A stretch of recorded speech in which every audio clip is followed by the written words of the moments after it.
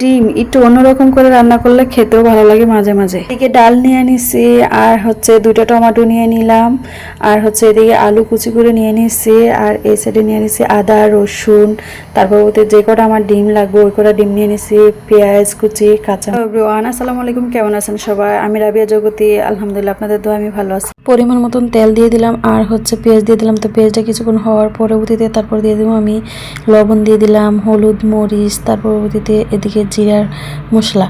তো এটা দেওয়ার পরে একটু হালকা একটু পানি দিয়ে তারপর পরবর্তীতে একটু নাড়াচাড়া করব।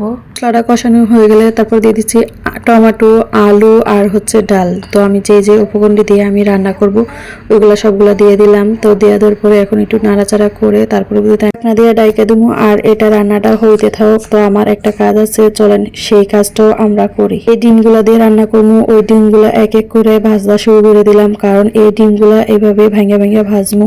আর এই ডিমগুলো ভাজবার সময় অনেক কষ্ট হচ্ছে, কারণ সব তেল গায়ের ভিতরে ছিটা ছিটা আসতেছে।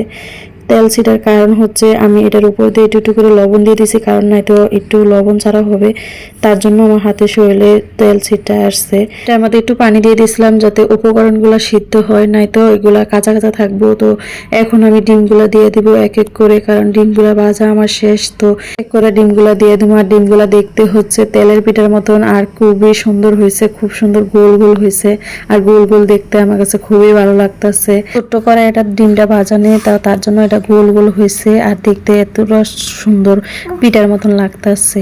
আর আমি এই ছোট্ট কড়াইটা কিন্তু আমার তেলের ছিল না, তার পরবর্তীতে আমি এটার ভেতরে ভাজি, এটার মধ্যে ভাজাতে আমার অনেকটাই কষ্ট সহ্য করতে হয়েছে। কষ্ট সহ্য করছি, আর দেখতে কতটা সুন্দর হয়েছে। আপনাদের কাছে কিরকম লাগতেছে? তো সবাই ভালো থাকবেন, সুস্থ থাকবেন, আল্লাহ হাফেজ।